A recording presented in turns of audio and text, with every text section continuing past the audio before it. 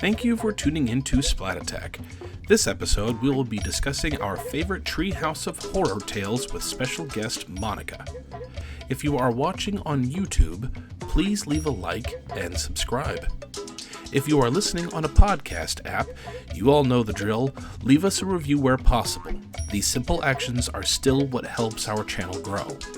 If you enjoy our content, please subscribe to our Patreon. Live streams, bonus episodes, early access, and more await at patreon.com/splatattack. And now, let's head into the treehouse for some spooky tales.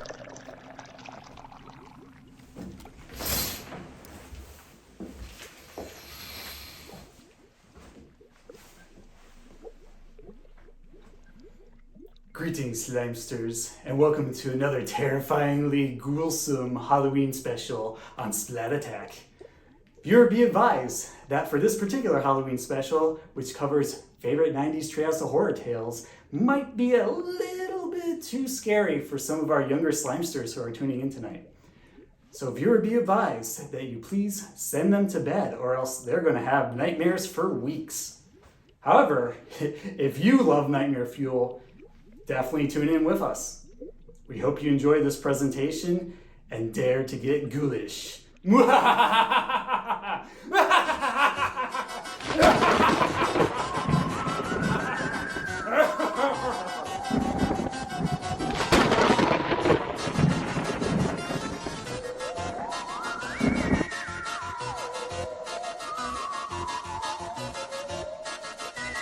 Climb into the treehouse and let's tell some tales. Hello, Zombsters, and welcome to Splat Attack, a 90s podcast that dives into the slime-filled past. I'm your evil, knife-wielding Krusty Doll, Brett. And I am your gremlin on the bus, Alex. And Brett, what are we talking about on this spooky occasion? Well, after getting our fill of frights and candy at the Pickles residence, we've decided to walk down the block from Nickelodeon Street and into the backyard of a friend who lives at Evergreen Terrace. For those who know what I'm referring to, we're actually talking about The Simpsons, a 90s nostalgia staple that's still going strong today, 33 seasons later. So does that mean... Yes, indeed. We're sharing some of our favorite 90s Treehouse of Horror tales today. But before we stuff our face with Halloween candy and turn down the lights, who is our guest joining us up in the treehouse? It looks like a ghost. No, it's a demon. No, it's Monica, friend of the podcast, friend of the podcast, and coincidentally, also Brett's fiance. Yes, we are engaged. Welcome, Monica, or since she's dressed as Nikau, Nikonica. Hey guys, thanks for having me. I'm so excited to talk about one of my favorite shows, which is why I suggested it as a topic. Yeah, well, thank you for suggesting that. I know you and I love The Simpsons, especially Treehouse of Horror Halloween specials. So let's just dive right into it. Monica, would you tell us about your experience watching Treehouse of Horror growing up? Yeah, definitely. I don't remember at what age I started watching The Simpsons, but I probably have to credit my brother, who's 6 years older than me, because I probably started watching it because of him. It's funny because I don't think we were allowed to watch The Simpsons growing up. Sorry, Mom and Dad. Because I'm sure at some point some inappropriate joke dropped right as my mom and dad were walking in, and then they caught it and they're like, "What are you watching? Watch something else." So I always watched this show in secret. Whoops. As far as the Treehouse of Horror, I don't remember the first time I watched it, but in general, TV Halloween specials in the 90s were like a huge deal. You have the earlier seasons of Home Improvement, Family also had some good Halloween episodes with Steve Ball. I don't know if Brett will remember that, but hopefully Alex will.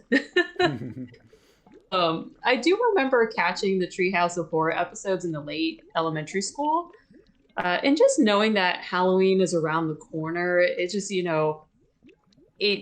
definitely set the tone. It set the creepiness. When I saw Treehouse of Horror, I knew Halloween was there. So especially in the beginning episodes when they would give a warning and break the fourth wall. It just kind of set the mood for the whole episode. And I would probably have to say the first 10 seasons or the first 10 Treehouse of Horror Halloween episodes would probably be my favorite. Yeah, those are good ones. Coincidentally, those are the ones that are from the 90s as well. Yeah, actually, Alex, I'm curious about your impression of Treehouse of Horror episodes, considering, I know Brett definitely grew up watching them, so I'm just kind of curious about your impression. My impression is not very good. I'm a terrible impressionist when it comes to Simpsons.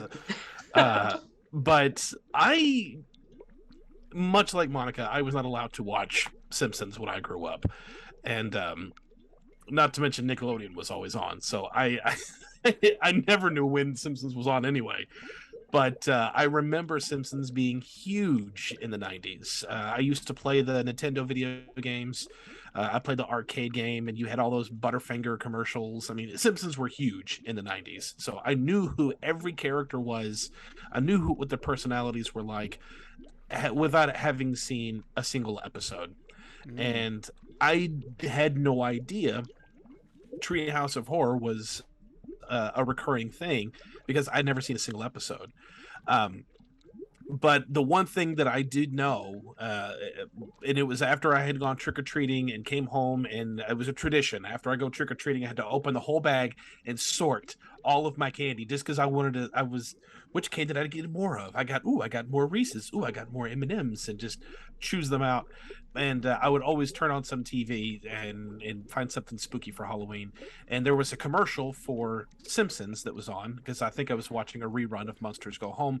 And I was hoping that this was going to be on one of the Treehouse of Horror episodes, but it wasn't. But I remember Bart was trying to go to sleep, and Homer would barge in with some kind of costume that he wanted to show off. And then he started to go away again, and then he jumped back onto his bed, revving up a chainsaw, put on a Jason mask, and just yelled, "Want to see my new chainsaw and hockey mask?"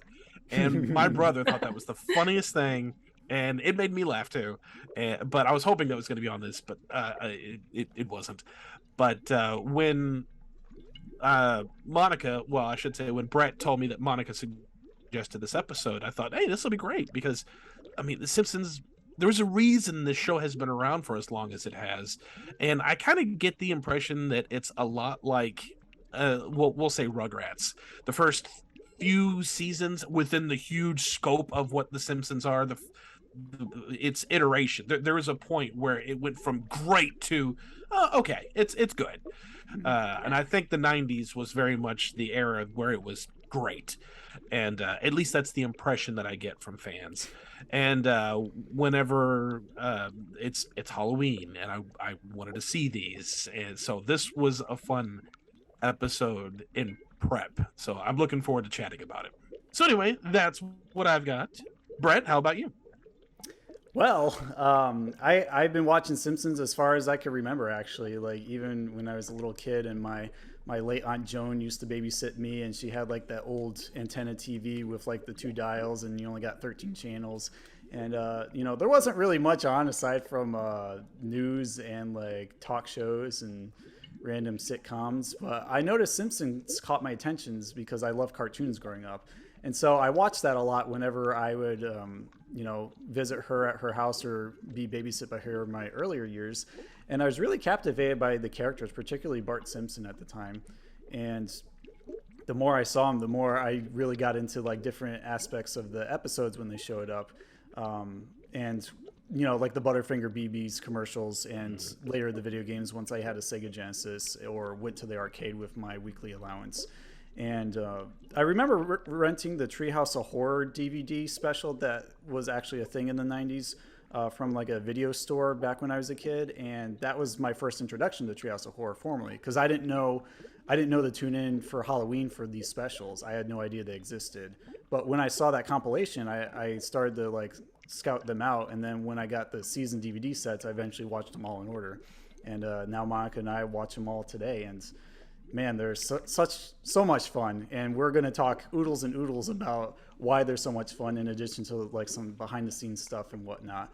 I'll just hint that they're often the hardest episodes out of all the Simpsons episodes to write because you have to cram 3 stories within like 22 and a half minutes to allow time for commercials. And you really just have to have everything just constantly move at a breakneck speed to work well. And you'll find that when you watch a lot of these that they just go from story beat to story beat with lots of action. And, you know, sometimes they resolve all wrapped up in a bow. Other times they just kind of fall off the bandwagon. And then sometimes they go in a totally different direction. Like a few of these a few of these picks on our list will reveal.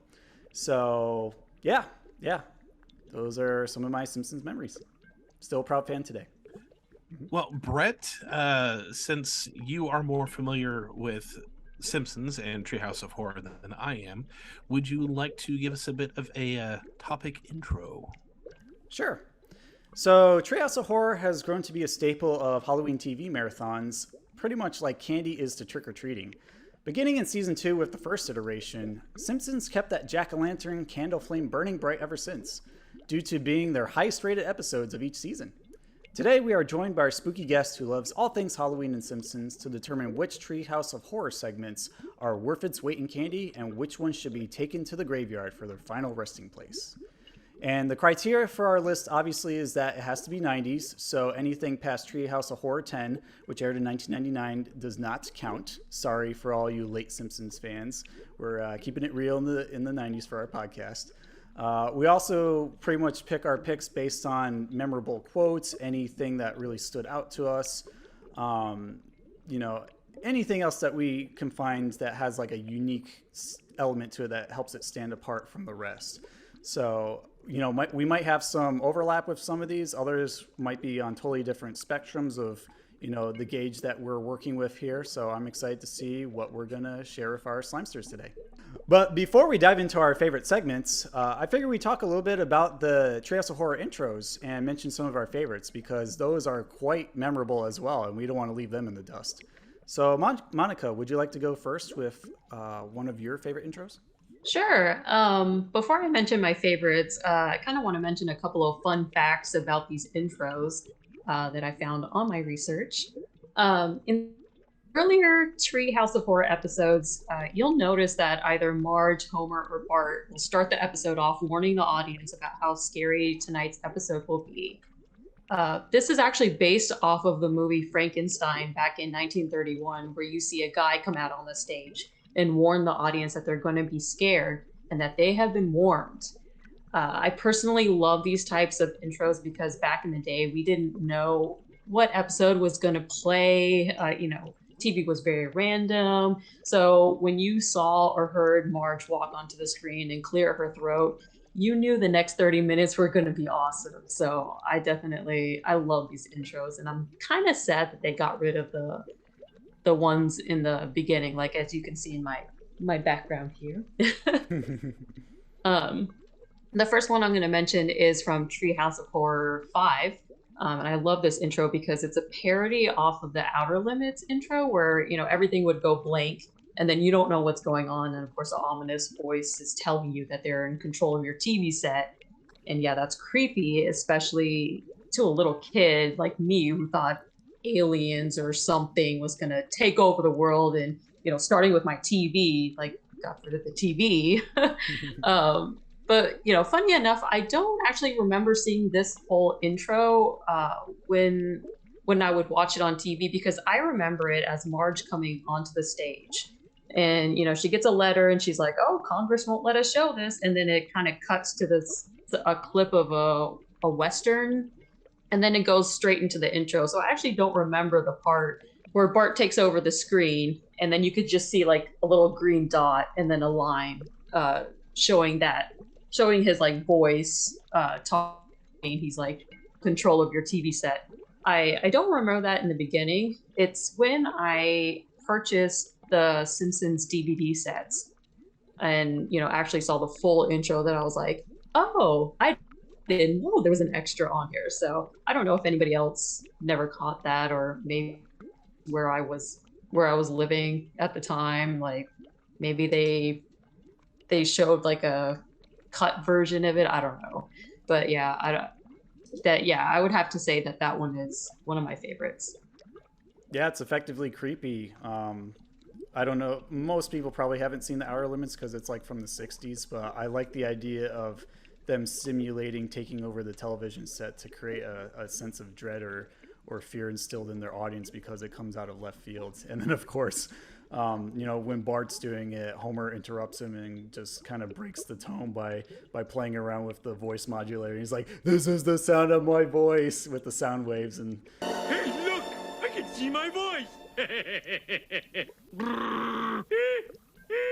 yeah, it's a good pick. My second one is Treehouse of Horror 6 with Headless Horseman riding along, and you see him holding Krusty the Clown's head, as you can see right behind Brett if you're watching the YouTube version. Pretty creepy. Very, very creepy. I remember I watched it as a rerun when I was in middle school, and I remember specifically one time I was home alone.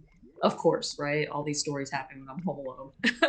And I remember seeing Krusty's head being held by the Headless Horseman, breaking the fourth wall, and he's looking right at me the whole time. And I probably screamed or ran out of the room or hid behind the couch. But I remember being really, really freaked out. And even nowadays, if I see that intro, it kind of makes my stomach drop a little bit. But, it's still a good intro. I mean, if it can get that kind of reaction out of me, I mean, it's good. Mm-hmm. Were you ever scared of the Tale of the Midnight Ride from Are You Afraid of the Dark by chance? Because there is a similarity to it, but different colored outfit. And of course, he's holding Krusty's head instead of the pumpkin when he's on horseback. No, I think like Krusty's head that freaked me out. Krusty's head looking right at you. He's headless. Yeah. And then, of course, he throws it. Yeah. Yep. Exactly. Splatters blood everywhere. Yeah, that's the extra oomph that pushes it over the edge for anyone watching. My third pick is the Treehouse of Horror 8, where this intro has a Fox censor, and he's reviewing certain shows. And he explains the censoring and the TV ratings, because I think at the time it was around like 1997, 98, somewhere around there, where it started becoming popular to have that like box in the corner showing like TVY. Yes, exactly. TVY, TVY7, the individual rating. And in this intro, the Fox censor is explaining, the rating system. And then all of a sudden, out of that box, you see an arm pop out. And then, it slowly, and it has a long sword, and it starts stabbing the censor. And every time he stabs him, the rating goes up. And I thought that was so creepy because the music that plays when the arm like kind of appears out of nowhere, because you don't think it's gonna happen. I mean, that's kind of random. So sit back and enjoy a night of worry-free. What the fudge? It was so creepy. And another fun fact is originally, I think the writers wanted to use a dagger for this intro, but the Fox censors in real life were like, no, don't do that. Like, we're totally against it. But I think eventually they settled on a sword, and it had to be like wide in length. Like that's any better? I don't know. A cutlass. Yeah, it was like a pirate sword. I think the music and the arm and just like the stabbing, that just kind of did it for me. I was like, all right, yeah, this is going to be a good episode. Not the blood that dripped from the censor into the title. I thought that would I'm probably immune to it by now, Yeah. For my 3 picks for Treehouse of Horror intros, I'm starting with Treehouse of Horror 6, which is also the Headless Horseman one with Krusty's head. Very unnerving when it first shows up, unexpected. We're used to the whole Marge showing up in front of the curtain, even Homer on occasion, to warn us, to kind of ease us into the episode. And even the cemetery scenes where it's like Simpsons Halloween special, and then it, dives into the gates and shows us all the funny tombstones. But this one took me by surprise just because of the atmosphere, the stark soundtrack where it's like the howling wind and the midnight moon with all these dark, creepy trees. And you see like the Bridge of Lost Souls in the background if you look carefully. And of course, didn't expect Krusty's head, and also it flying at you. It's just one of those moments where it felt like Jaws in 3D, where for a split second, you're like, get out of the way. So, short, sweet, and scary. That's how I like it. And then Treehouse of Horror 10 I actually enjoyed because, Kang and Kodos are a staple of the Treehouse of Horror series. Originally, they weren't going to be continued after their segment from the first Treehouse of Horror, but because they became so popular, they found a way to work them in, if not in a segment, then at least like a quick little cameo shot during the episodes. And for the 10th one, because it was like a milestone episode, they had like a award ceremony style opening. And then I just love how they like come through this like jack-o'-lantern set piece that like rises down from the top of the stage, and you got these two eyes, and then when the face opens up, it's like each of them were one of the eyes, and they come out. And then of course they try to break the ice with some really bad punny jokes, and of course the audience isn't reacting, although the canned laughter's playing. It's a jolly good time, and I really enjoyed how it pokes fun at award ceremonies for that reason. Kang, what are you doing? You said we were going to warm up the audience. And then, of course, it's not in my notes, but I wanted to have a third one as well, just because I wanted to be cool. But I really like the one, I think it's Treehouse of Horror 3, where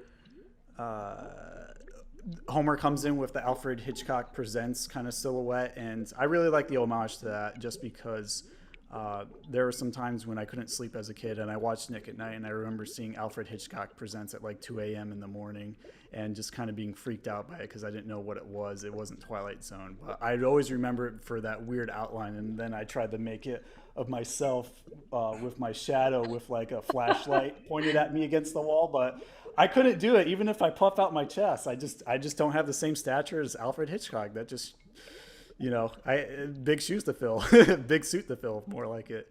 But I liked it for its iconography. It's very simple but effective. For my intro picks, you're going to see a recurring theme with mine. I'm a sucker for a good gag, and you can do it over and over, and I will still very, very much enjoy it if I liked it the first time. And my first pick is the Treehouse of Horror 1. This is my first time watching it, and it's setting the scene for all Treehouse of Horrors to come.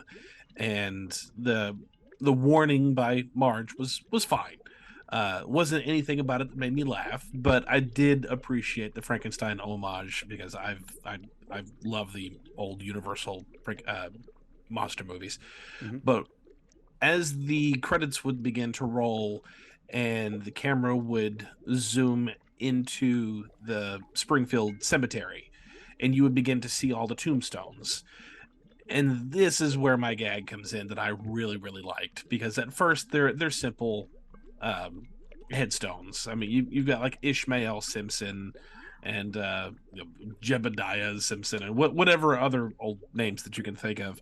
And then it goes into Garfield and Grateful Dead and Casper and and Disco and Elvis, and I just thought that was great. I really liked just reading those tombstones.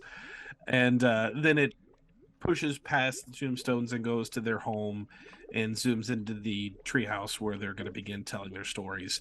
And the tombstones is what really did it for me. It was a gag that just kept going very, very quickly, and I really liked that. So it should be no surprise that for my second pick, it's Treehouse of Horror 2 for the same reason, because of the tombstones. Because now they've pushed it even farther, because the first one, we've got to set up the punchline, or set up the joke for the punchline. Now that it's already set up, and the very first tombstone it shows is Bambi's mom, which, now I'm in hysterics.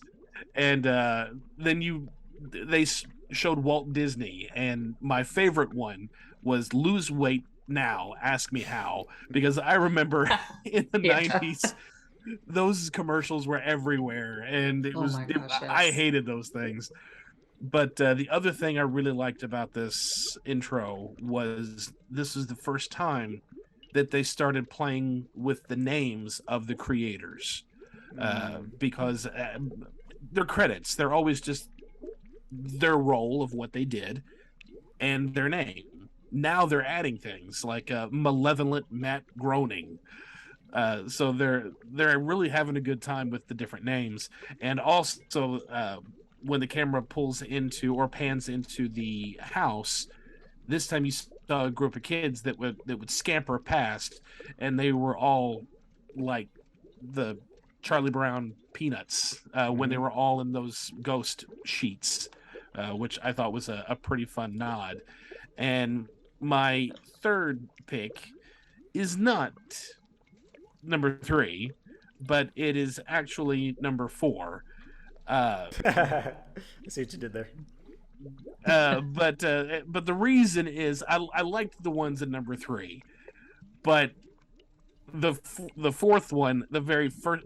Let me backtrack on the first Treehouse of Horror. You had Elvis as one of the tombstones. The very first tombstone they showed on part 4 was Elvis, Accept It, which I remember that. I thought was great. And it all makes sense now. Yeah, and they also had subtle political satire, which I thought was also great because this is Simpsons. There's no subtlety at all anywhere in Simpsons. And probably my favorite and probably the most creative one was the very last tombstone. And I think this is the last tombstone they had, period. Because I don't think they did this gag anymore after the fourth Treehouse of Horror. But the last tombstone said TV violence, and then it gets riddled with bullets, and blood starts pouring out of it. And it was a great visual gag. But those are my 3 favorite Treehouse of Horrors, just because of the tombstones. Yeah, I actually remember watching the DVD commentary when researching for this episode, and just remember hearing all the crew members say like, oh man, it's so hard to come up with all these different tombstone gags. I don't know how long we're going to keep this up for. And sure enough, by the end of the 4th one, they're like, all right, screw it. We've done all the big hitters. Let's change course here. So, by Treehouse of Horror 6, they just didn't waste any time with the introduction. It's like, okay, here's something spooky. Here's the title. Let's get right into it. No wraparounds either. So that's why we didn't really mention those, because those are also discontinued after like 4th or 5th. Yeah, I remember reading somewhere that the tombstones and the scary names, they took inspiration off of EC Comics, which is, I guess, an old comic series back in the 1950s. It's Entertainment Comics, if I remember. Yeah, they're known for Tales from the Crypt more specifically, and they do like various horror and sci-fi genre type stuff. Yeah, so I thought that was pretty cool that they took inspiration from something like that, because I've never heard of EC Comics until I read this fact, and it was pretty cool knowing that Tales from the Crypt came from this. Yeah, I thought at first when I heard that detail that it meant DC Comics, because I've heard of them, not EC Comics. Like, I thought it was some sort of like poor man's version, but nope, they're their own legitimate brand with their own line of various comics. All right, so let's not delay the inevitable anymore. Let's dive right into our tales, light the jack-o'-lantern, and stuff our face with some candy. Here are our Treehouse of Horror segment picks. And because it's a favorites episode, not a top 5 countdown like we did for the Rugrats one, these are not in any particular order, and they are not a set amount. So that's really what separates, favorites from other types of episodes we do. We just got a random bunch of them, and we're going to mention them because they were memorable to us. So starting off, we'll rotate. I'm going to start off with my pick first, and we'll go to Alex, then Monica, and then wrap around again. My first pick is one of the earlier Treehouse of Horror tales, and it is from the second one. And it is based off of a classic tale that's known in horror literature that also the tale of the Twisted Claw was based off of from Are You Afraid of the Dark? And that is the Monkey's Paw. And what happens in this one is essentially the Simpsons go to Morocco for some sort of vacation. Homer ends up at like this little bazaar tent with like a creepy wares guy, creepy merchant who's like selling random things, and he picks up this monkey paw, think it's kind of gross, and he's intrigued by the fact that it gives him wishes, 4 wishes to be exact. And so they decide to get the paw, and then they decide what they're going to wish with it. Despite the warning from the merchant, you'll be sorry. Homer, where did you get that ugly thing? Well, it's that little shop right over there. Oh, no, wait, it was over there. You'll be sorry. You know, I think it starts out with Maggie first, where she ends up wishing for, well, the family thinks she wishes for like a luxury limousine, which, you know, Homer's totally excited about. And then the great reveal is that when they open the door, the driver comes out with this pillow with like a brand shiny new binky on it. And of course, she takes out her old dry ratty one, pops it in, and that's her wish. And then it's a great sight gag for sure.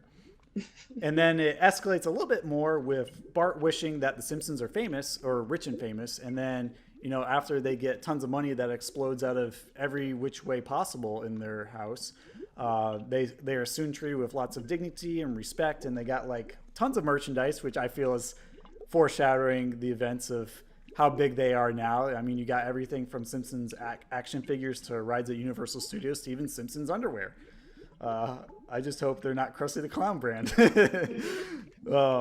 So the downside of the wish is that a lot of people begin to start resenting them and hating them because they're so famous that, you know, they could do anything to be successful. So the envy of everyone around them is starting to get to them. I believe Lisa follows up with that with a wish for world peace. I don't think Bart's wish is really resolved. They just build upon that instead.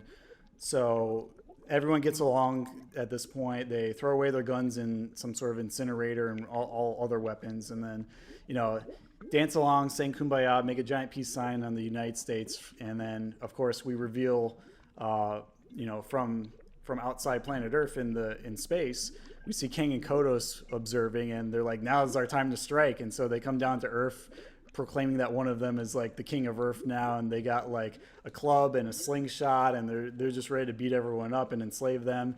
And then, of course, that's what happens. And, you know, everyone is disappointed that world peace didn't turn out quite the way that they thought it would, because, you know, be careful what you wish for. And then, you know, they're just kind of figuring out what to do in their kitchen. And then Homer decides, you know, I'm going to make a foolproof wish that can't be screwed up. And he wishes for... I wish for a turkey sandwich on rye bread with lettuce and mustard. And I don't want any zombie turkeys. I don't want to turn into a turkey myself. And I don't want any other weird surprises. You got it? And then, of course, it just materializes out of thin air. Homer bites it, and then he's like... not bad. Nice hot mustard. Good bread. Turkey's a little dry. The turkey's a little dry. Oh, foul accursed thing! What demon from the depths of hell created thee?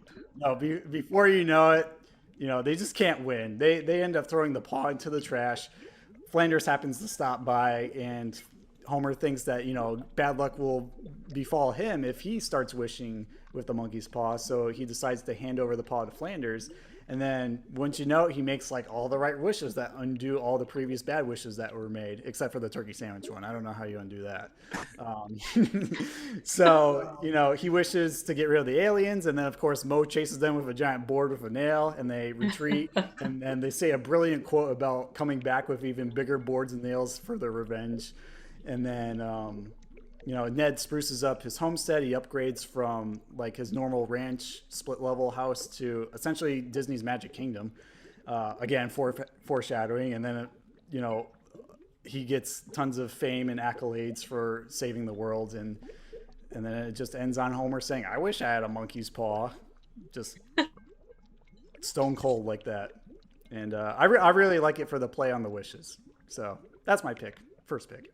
My first pick is from Treehouse of Horror 4, and it is the Devil and Homer Simpson. Nice. Very abridged telling of it, but Homer is in desperate need of a donut. He must have a donut. No matter where he goes, there is donuts that are gone. He even goes to his in case of emergency donut, and when he opens the box, there's a note that says, I owe you one donut, signed Homer Simpson. And then he just gives the proclamation, I would sell my soul for a donut. And the devil shows up, and the devil is Ned Flanders. And he's like, yes, yeah, I'll give you a donut if it'll cost you a soul. And it doesn't even hesitate. Many people offer to sell their souls without reflecting upon the grave ramifications. Do you have a donut or not? And starts to eat it and gets down to just one last bite. And Homer stops and goes, wait a minute. If I don't eat this last bit, you can't have my soul. Well, yes, that's true. I'm smarter than the devil. I'm smarter than the devil. You're not smarter than me. Everyone starts to constantly look after Homer. Don't eat that.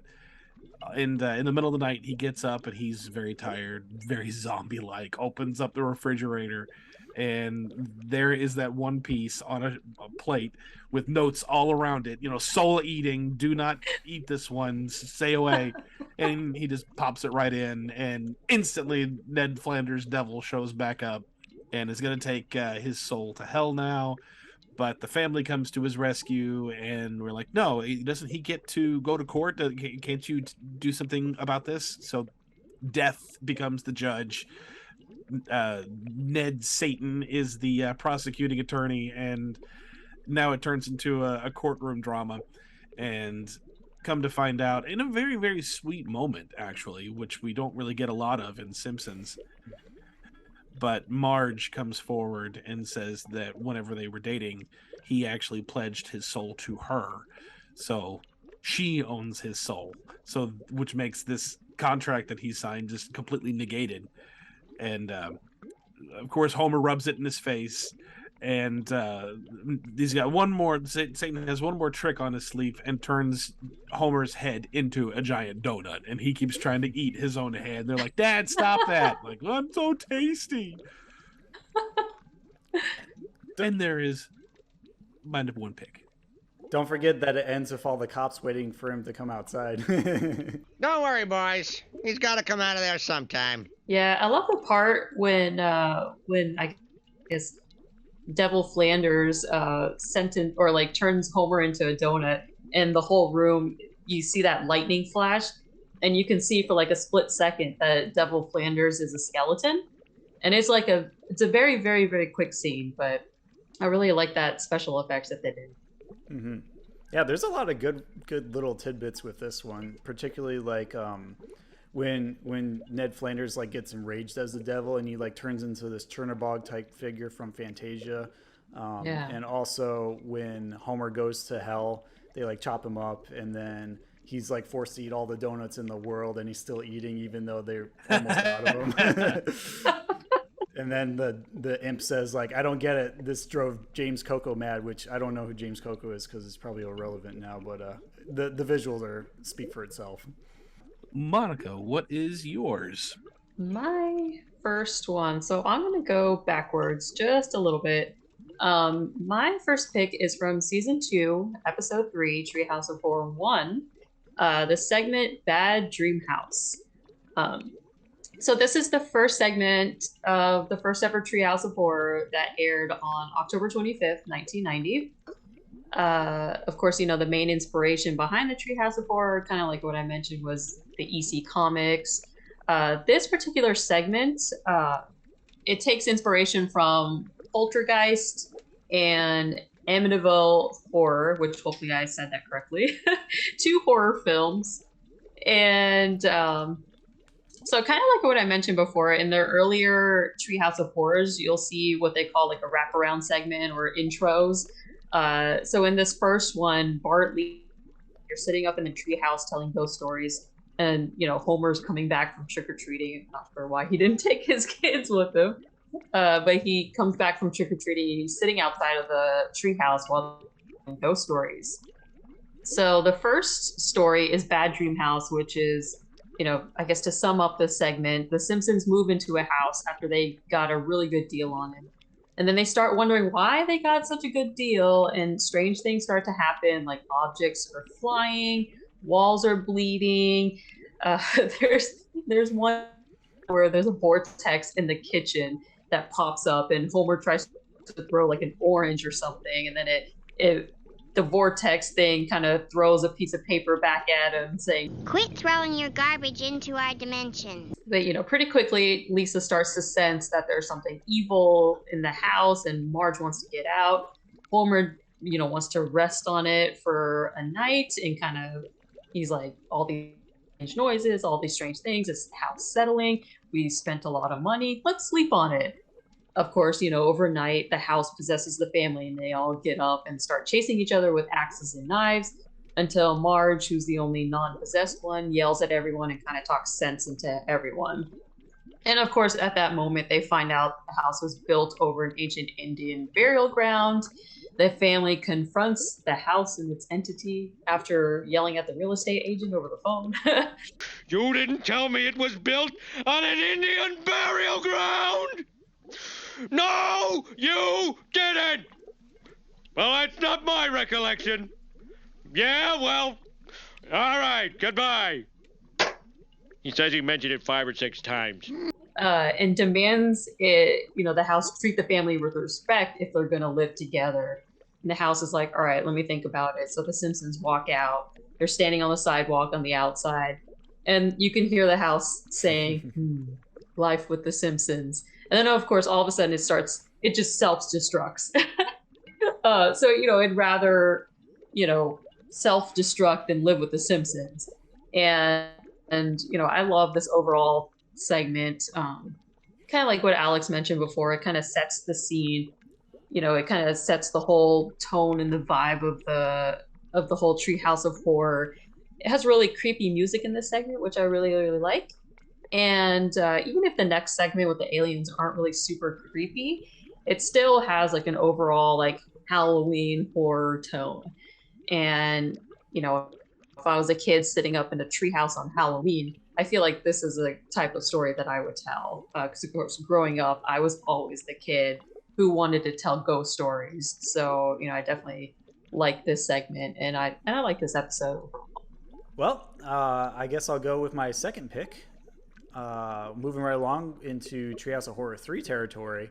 This was a really tough one because I liked all the segments for Treehouse of Horror 3, but this one edges us out a little bit more for me just because of all the great quotes and all the action. So it's Dial Z for Zombies. And nice. Yeah, the basic premise of this, without going into too much detail, is Bart reads a baby book for a school book project, and the teacher tells him to go pick another one. Stop trying to, weasel out of the project. And he ended up finding this mystical occult book from like this black magic occult section of the school library and takes it home. And he's like, oh, this looks interesting. Of course, as he opens the book with like the souls popping out of it, and then he shuts it back, and they're like, ow, ow, ow. So as he's like looking through the book, he's talking with Lisa, and she's mourning over her first snowball cat because apparently the one they're living with now is the second one, and they decide to raise the first snowball from the dead and go to the pet cemetery that's not too far from them. So they attempt to read one of the spells from the book. For some reason, Bart's wearing the Michael Jackson Thriller album on his head because I think baby boomers used to wear album covers on their head back then. And, they raise a bunch of zombies instead of the snowball cat. So all of them start terrorizing the town. Everyone's freaking out. And, the natural inclination is to, like, board up the doors and stay inside and stay away from all the zombies before they eat their brains. And there's this really great quote that I love from this episode that really helped me like add it to my favorites for this episode. And it goes like this. Dad, we did something very bad. Did you wreck the car? No. Did you raise the dead? Yes. But the car's okay. Uh-huh. All right, then. It's great. And then there's like another similar moment where everyone but Homer is like boarding up the windows. Did you barricade the door? Why? Oh, there's zombies. No. He doesn't have any brains in his head, so they move right along to someone else. And, just to make a long story short, they all go to the school. Other hilarity ensues, including blasting Einstein and Shakespeare to bits with Homer's shotgun. Oh, shoot. I forgot this part too. Before we get to the school, I have to mention this brilliant line where there's a zombie Flanders that's coming up to like bite Homer and Bart because he got bitten by letting the zombies in early because he's just so darn polite to everyone. And without hesitation, Homer shoots him dead. And Bart says, Dad, you killed the zombie Flanders. He was a zombie? You know, they kill a bunch of zombies at the school. They find a second book to reverse the spell. And after they read it in the cult section, there's like this Metropolis set of rings from that old film Fritz Lang's Metropolis that just kind of blast out of the book and, you know, make everything right again. And all the zombies go back to their graves. And then we have a little moment where like they're trying to figure out whose grave is what so they're in the right graves because, you know, there's more than one John Smith. And everything essentially goes back to normal. We still see a few zombies just like dropping dead around the town hall where the mayor's giving a speech, and that's pretty much it. I love it. Zombies, great lines, shotguns. What's more to love? Isn't this the same episode where Principal Skinner, he's making an announcement and he was like, Martin Prince, report to my office at once. And bring that big, juicy chess club brain of yours along with you. And it kind of foreshadows to a future segment that we will talk about. I'm not gonna ruin anything. Yeah, it's actually on my list. But yeah, I like how when you watch these Treehouse of Horrors back to back to back, you start to notice patterns and even some ways that they cleverly connect to each other. Not just with like the intro sequences with the curtains and all, or even the tombstones, but little subtle ways like the one you just mentioned. Alex, what is your second favorite pick? My second pick is related to a movie. I love whenever movies get so popular, or especially ones that are good, and then people want to parody it. Those particularly are my favorite. And that was certainly the case with this. And if you go back to the 90s and think about what horror movies were really popular around this time, Francis Ford Coppola's Dracula is the big one. And in Treehouse of Horror 4, we have Bart Simpson's Dracula, which is very much a parody of the Francis Ford Coppola Dracula. Plays out the whole thing within a few minutes. But essentially, the family ends up going to quote-unquote Dracula's castle, which was Mr. Burns, of course, as the senior Dracula, senior vampire. And I mean, they even make fun of the ridiculous hat or the wig, because that was a big thing. People thought, why does he look like that? That looks stupid. That wig thing looks stupid. That looks like a butt to me. Yeah. And Homer even makes that joke. It's something along the lines of, Do you notice anything strange? Yeah, his hairdo looks so queer. I heard that. He was a boy! they split. Lisa and Bart end up finding the secret vampire room very subtly with the giant neon lights that are pointing secret vampire room. And they find out that they're surrounded by vampires. They try to get out, and Lisa makes it to the top of the spiral staircase. Bart ends up seeing a lever that says "Super Fun Happy Slide," and he goes full Yzma. Is like, pull the lever, and he turns and talks directly to the camera. I know I really shouldn't, but when am I gonna be here again? Pulls the lever, and the stairs turn into a giant slide. He slides all the way down back into the quote-unquote secret vampire lair. He turns into a vampire and then tries to bite Lisa. That's when Grandpa burst in with the quote that Brett had just said of, Quick! We have to kill the boy! How'd you know he's a vampire? He's a vampire? Ah! And it is revealed that they have to kill the head vampire. You kill the head vampire, you save everyone else. So now it's a quest to go find Mr. Burns' Dracula. And Homer comes across the super fun happy slide lever again, and Lisa stops him. And then he goes to drive the stake through the heart of the vampire, puts the stake down, hammers it in a few times. Take that, vile fiend! Dad, that's his crotch. Oh, sorry.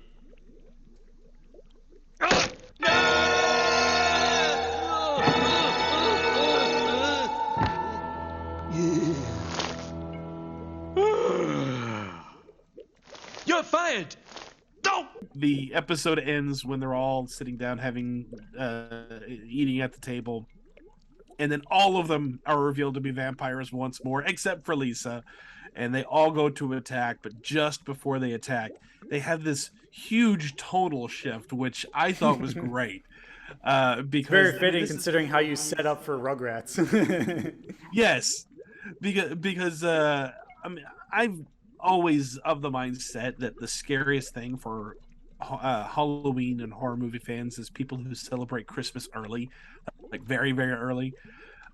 But in the 90s, that wasn't really a thing. People didn't start really decorating for Christmas until right around Thanksgiving.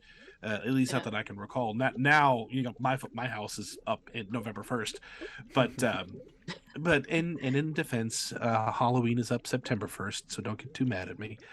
But I mean, that wasn't really a thing. So I thought it was great that this episode ended with, right before they got to her, they stopped and waved at the camera, "Happy Halloween, everybody!" And it starts snowing inside the house, and they start doing the Charlie Brown Christmas ending where they're all doing "Hark the Herald Angels Sing," and the camera pulls back and you see the one character playing the piano and the dog dancing like Snoopy in the background, and it made me laugh, and then it made me laugh even more, and it made me laugh even more with just the next punchline and the next punchline and the next punchline. It was a killer ending.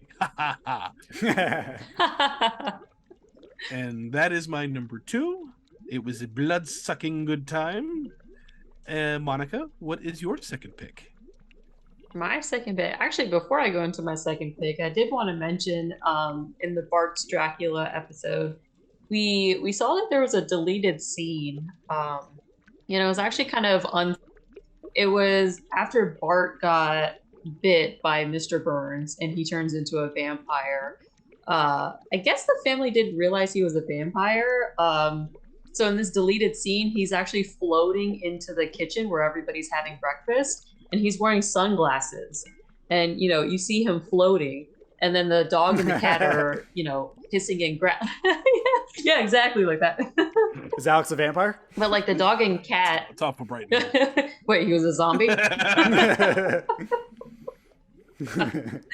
But you see the dog and cat kind of hiss and growl at him, and Lisa says to Homer, dogs and cats can sense something is wrong or something is evil, and I think that's pretty much it. I think that's pretty much the deleted scene from what I could remember. Yeah, they cut it out due to time. Yeah, and I'm glad they did, because it didn't really have that punch that the final version had. And we might mention in a couple of other picks that some of the other deleted scenes that we ended up seeing too, which were quite interesting. I don't know if I would like to see them actually appended to the episodes that we're going to mention, but they're worth mentioning in case anyone wants to check them out. My second pick is season 3, episode 7, Treehouse of Horror 2, If I Only Had a Brain. This episode's wraparound segment is the kids go trick-or-treating and they bring back a bunch of candy. The kids and Homer start gorging on the candy, and Marge warns them about having nightmares. Of course, they don't believe her, obviously. So each segment in this is a nightmare. The first one Brett mentioned was the monkey's paw. I think that was Lisa's dream, but this one is Homer's nightmare. So in this segment, Homer gets fired by Miss for being lazy and incompetent. He ends up finding another job as a grave digger, which is kind of random.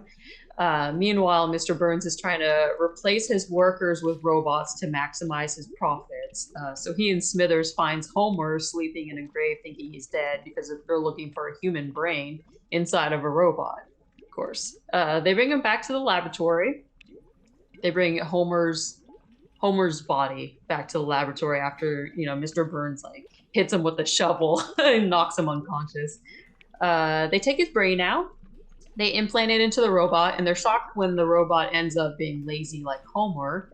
They return Homer's brain, but when Mr. Burns gets mad at the robot for being useless and kicks it with this little puny kick, apparently it's enough to move the robot, and it ends up crushing Mr. Burns. So the episode ends with Homer waking up, and he goes to the bathroom and he thinks it's all like a nightmare. And then he finds Mr. Burns' head attached to his shoulder. And, the episode ends with Mr. Burns laughing and saying, "Oh, that's right. It's all a dream. Or is it?" That part used to scare me as a kid because, in general, any kind of ending that was open-ended or, stories like, and the serial killer was in the room the whole time, like where it's open-ended and it just kind of ends like that always used to scare me and just leave me unsettled. And I remember, watching this as a younger person. I can't say good, but it still, creeped me out. But, as Alex mentioned that, you can see the Charlie Brown kids run across the sidewalk in the beginning of the episode before the bullet kids come over and get candy from Homer. And yeah, definitely a good episode or a good segment. You forgot our favorite line that we reuse over and over and over again. When Homer spots the donuts in Terminator Vision, dumps the whole thing in his mouth, and he says, Sprinkles. So for my third pick, I'm actually going to go with a school bus themed one, believe it or not, which is Terror at 5.5 Feet from Treehouse of Horror 4. And I find it really funny that it relates to our episode 31 of the podcast where we talked about DOS Bus versus Yellow Fever, which is both school bus themed, because there's actually a scene in this one where Otto's like, "Hey, who's driving the bus?" And he's like in the back looking at the gremlin along with all the other kids trying to find it.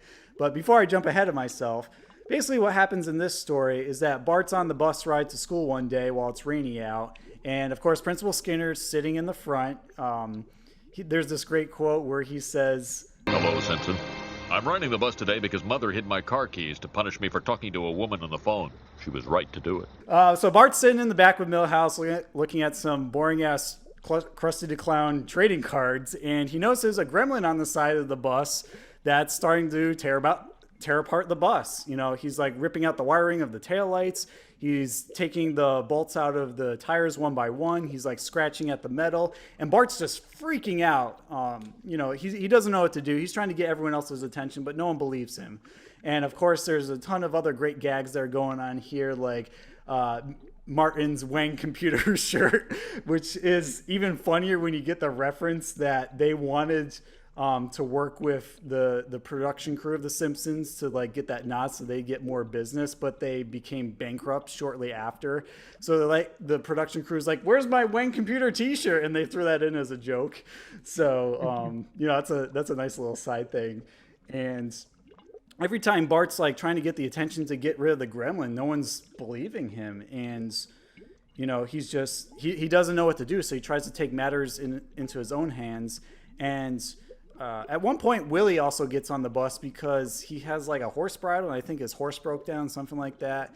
So he like joins Skinner, and Bart ends up throwing a road flare at it after he like gets ejected out of the window, very similarly to how William Shatner's character Bob Wilson did in the Twilight Zone episode Nightmare at 20,000 Feet, which if you come to find the more Treehouse of Horror episodes you watch, you'll discover that many of them, especially in the 90s, reference the Twilight Zone.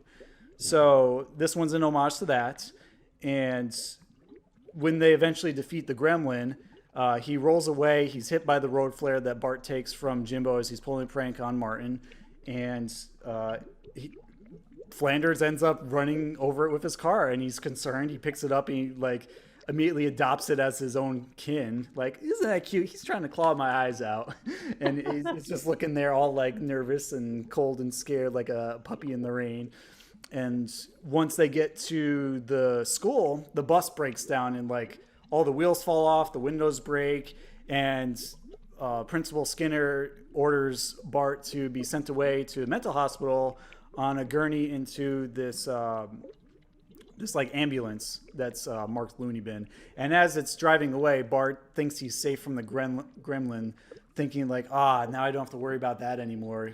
Peace and relaxation where I'm going. And then of course, as a sudden brilliant twist, the gremlin shows up yet again on the window, and he holds up Flanders' head with the spinal cord coming out, and he's like, "I'll be home, Bart!" And Bart just does that trademark Simpsons scream where he's like, "Ah!" with his mouth jittering and the tongue going back and forth like that. It's a great cliffhanger, chiller, thriller of an ending, and that's why it's my pick. There's lots of action, lots of fun references, and of course, this is the first instance where the Simpsons side character Uter shows up, who, you know, he was so well received in this small bit that he returned later for another one that's on my list too. So yeah, that's my pick. I like the little reference that they made to the AMC Gremlin car. Yes, with Hans Moleman. Yes. I love it. Yeah. At one point, he tells Otto there's a gremlin on the side of the bus, and he's like, "Ooh, I better do something about that." And we see Hans Moleman driving right beside him, and then rams him off the side of the road. And then when you think it's going to run into the tree, it doesn't. It stops just before that, and then all of a sudden, No! Oh no, I just made my last payment. All right, Alex, what's your next pick? My numero trio is from Treehouse of Horror numero 50. And that... Nice Spanish. And that Nice. is Time and Punishment. I had made mention earlier in the episode that I'm a sucker for a good gag. And this is pretty much one gag that's just exploited to the nth degree. And I love it for that reason. The setup is bonkers. It does not make sense. It starts with Homer's hand stuck in a toaster. And he beats the toaster off, which is a gross thing to say. And then then he ends up repairing it, and then when he would put a piece of bread in and push the lever down, he would time travel, and he got sent to, now bear with me again, this is in the 90s, what classic Spielberg movie was big in the 90s.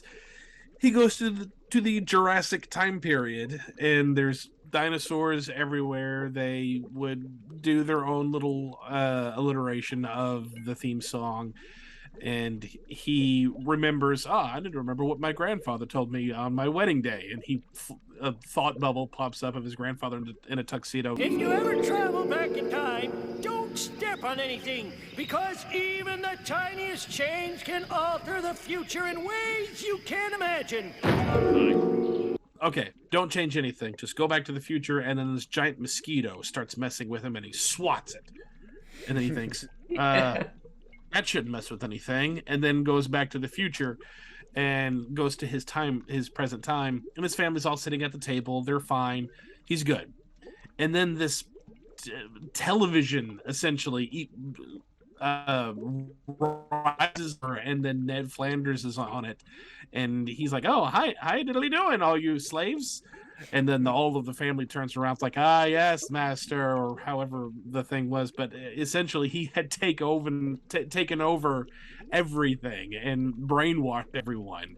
And then he found out that Homer was not under his control, so he took them to a re-education center where he was forced to smile and was going to have to undergo a minor lobotomy surgery where they only took out a small portion of the brain, and he wasn't about it. He goes back home and time travels again, and now he's being very careful not to kill anything, but a T-Rex shows up and tries to eat him, so he runs away, trips, and ends up falling down on top of this pink fish frog thing that jumps out of the ocean and ends up killing that, and then goes back to the future again.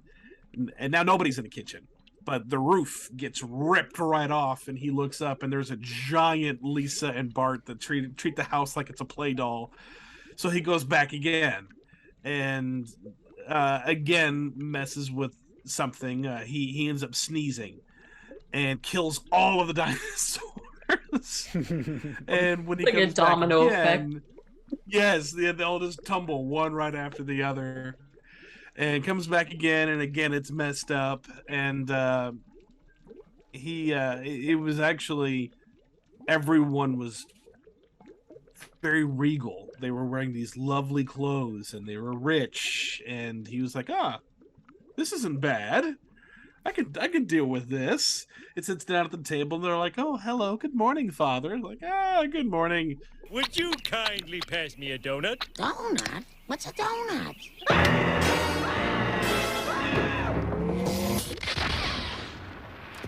It's raining again. And when he comes back again, now the family seems nice, but Groundskeeper Willie came up and is like, "I know why you keep going to the past, or why you can't get something straight. The answer is," and then Maggie throws an axe in his back and dies. So he goes back to the past, and now he goes on a rampage. He's just mad, so he takes a bat, starts beating everything, and it cuts to the house, the exterior of the house, and everything he destroys, the house would change form. And then he ends up coming back, and now it seems like everyone is normal. I can do this. Okay, fine. I'm done. And then they're all like, okay, well, let's eat. And then they start eating the food like a lizard, like a frog. Their tongue sticks out and just gets the food. And he's like, close enough. And that's the end of the segment. It's a simple gag, but they just how far can we push this idea? And I love those. Yeah, it's a really fun one. I like how they play with time in like that scenario, and it really makes you wonder how the Simpsons universe could be altered in such a way if it was controlled in the wrong hands, or even just like little changes, like squishing a fish as it was growing legs coming out of the water. So, Monica, what is your next pick for us? All right, so my third pick comes from season 4, episode 5. It's Treehouse of Horror 3. The segment is Clown Without Pity. So in this episode, the Simpsons have, again, a Halloween party at their house. And they all decide to sit around and they tell ghost stories. Lisa tells a story parody of The Living Doll, which is based off of the Twilight Zone episode, with Talking Tina. Her story is about a Krusty the Clown doll Homer buys for Bart on his birthday because, he forgets that it's Bart's birthday and Bart has this party and Homer's like, oh crap, I forgot to get him something. So he goes to this like super sketchy shop. And did you guys ever catch, when you look into the shop, did you ever notice the monkey's paw that's sitting on the counter? I did actually. Yeah, I took a second look, and it was actually like more brownish flesh colored instead of the gray and black from before. And I think they threw that in there as an Easter egg because the voice actor who does the voice of the shop owner is the same guy who did the Bazaar merchant from Monkey's Paw. So a little bit of connection going on there. Yeah, I love these like references that they make to the previous episodes. Definitely, especially when you're watching them in a row and you're binging it, you can see these little small details that definitely make it a lot more special. So Homer ends up buying this Krusty the Clown doll, and the clown tries to kill Homer until they found out the doll has a switch in his back, which was set to evil this whole time. Yep, here's your problem. Someone set this thing to evil. Then Krusty the doll, of course, it's set to good, and then he becomes Homer's personal servant and Malibu Stacy doll's lover. So that's kind of funny. So actually, funny story about that quote you just mentioned, Brett. So kind of relates to this episode and to that quote.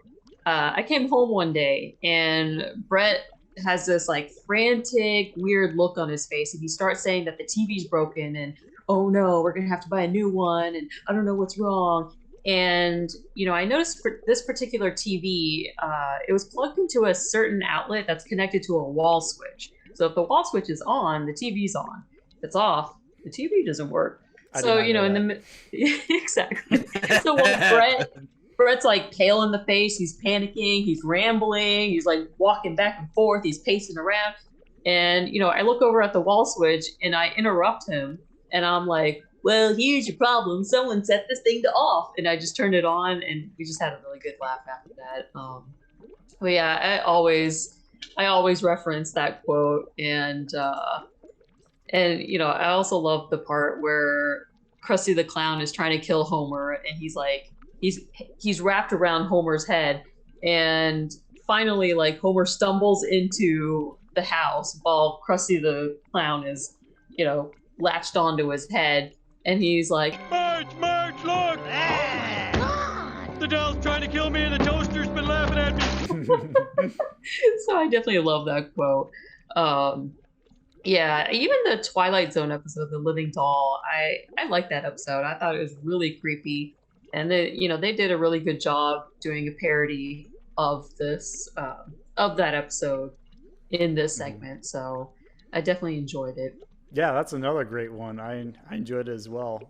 I would have put it on my list, but I didn't want to make this episode too long with everyone else's picks. I did like the quote where Homer's like throwing the Krusty the Clown doll into the sack with the socks, and he's like, You think your dirty socks can stop me? Well, they are making me dizzy. It's one of those great moments where Homer's trying to get the upper hand and you don't think he is at first. Yes. And then Krusty the Clown is latched on the bottom of the car. And I think that was a reference to Cape Fear from season 5. Yep, there we go. Yeah, unfortunately, Cape Fear is not a Treehouse of Horror episode, but it really should be with all the great horror references it's got in it. Like the hockey mask and chainsaw one Alex mentioned at the beginning of this episode. So if you love Simpsons, whether it's Treehouse of Horror or not, go watch Cape Fear. It's a masterpiece. For my fourth pick, I hinted at it a little bit earlier with the mention of Ooter because he's also in this one. But we're going into Treehouse of 5 territory now with Nightmare Cafeteria.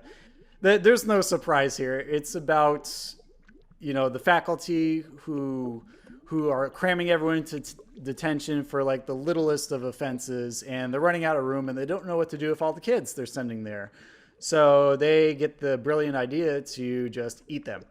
And they find many different ways to cook them up and eat them and make several food puns, including this one about Ooter after they take him away, which Principal Skinner says, Oh, relax, kids. I've got a gut feeling Ooter's around here somewhere. After all, isn't there a little Ooter in all of us? In fact, you might even say we just ate Ooter and he's in our stomachs right now. I have a hard time going into detail about this one because I just remember it very generally, but also enjoying it where, the faculty finds different ways to cleverly eat all the kids, turn them into burgers, bratwurst for Oktoberfest, you name it. And then eventually, they whittle down the student body down to like Milhouse, Bart, and Lisa, and they're cornered at this giant blender in God knows where in Springfield Elementary, and they're just trying to figure a way out to get away from it. And of course, Milhouse falls into it because he's scared stiff into the giant blender and he's eviscerated. And the Simpson kids are trying to figure out how to get out of this, as well as like Edna Krabappel, Principal Skinner, and Lynch Doris are all, pushing them over the edge to the plank. And eventually they fall in, they wake up, and it was just a dream, and it leads into the outro of the episode where, the family comes in to, comfort Bart after having his nightmare, and then they notice that this weird fog is coming in from the window, and it ends up turning their skin inside out, which apparently is based on an old radio drama about a fog when I did research on this. And they just kind of start into a chorus line where they're dancing inside out, and their dog bites Bart and takes him away. So if you Slimesters have more recollection of this than I do, I guess my memory's fading fast as I'm talking about it. Let me know in the comments. But yeah, I like Nightmare Cafeteria for the visual gags really more than anything, and the We Ate Ooter line, and also seeing Ooter again because he's a fun side character. So for my numero 4 is from Treehouse of Horror, Den. And it is Life's a Glitch, Then You Die. And nice wordplay there. Yeah. Yeah. Anyone who was in the 90s, or at least a child or a teenager, especially in the 90s, will remember the Y2K scare that went nowhere.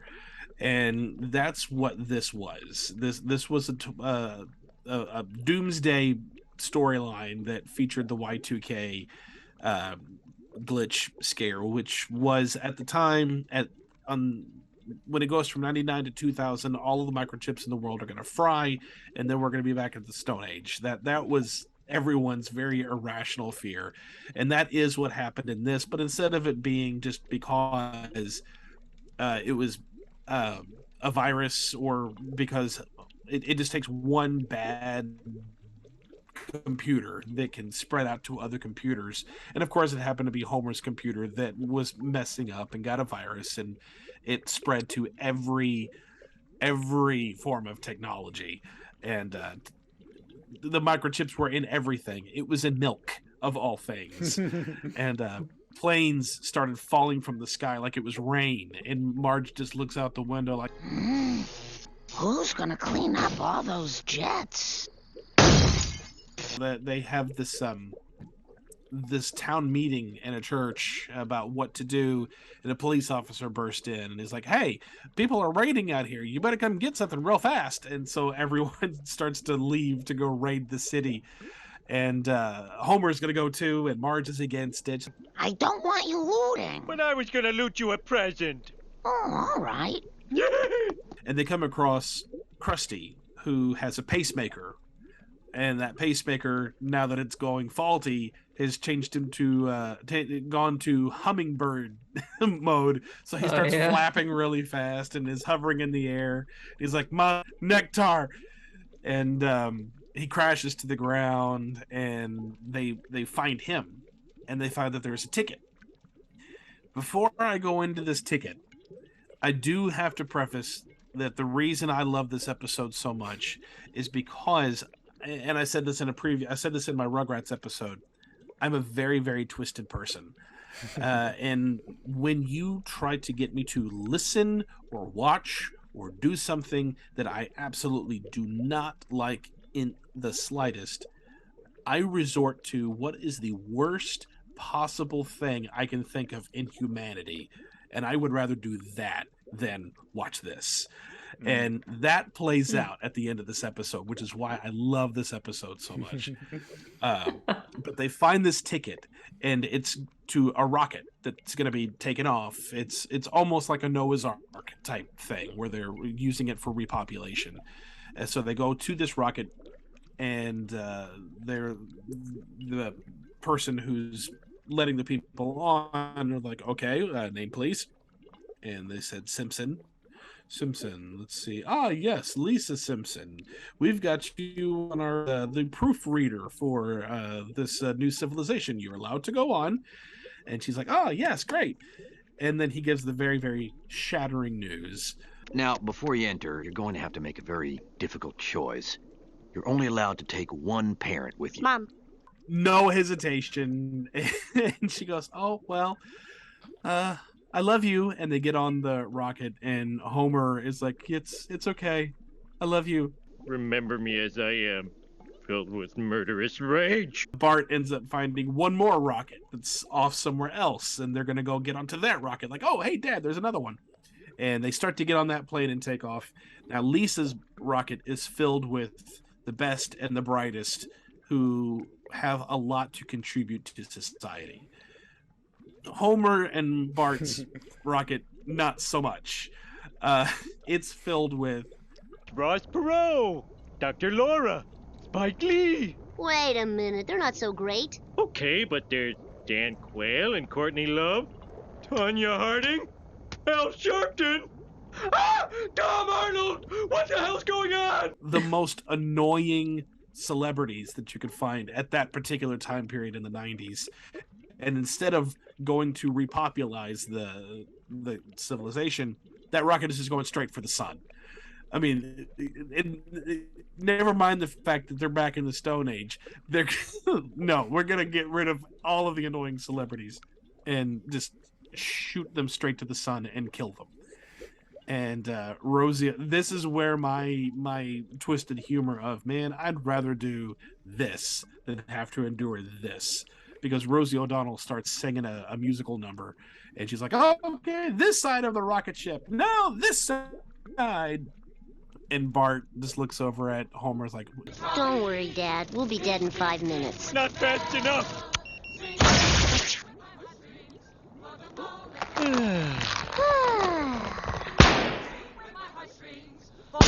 Frankly, I do the same thing too. I can't stand Rosie O'Donnell. Although I did like her voicing the Girl Scout in the Ren and Stimpy episode Eat My Cookies. That's probably like the only exception.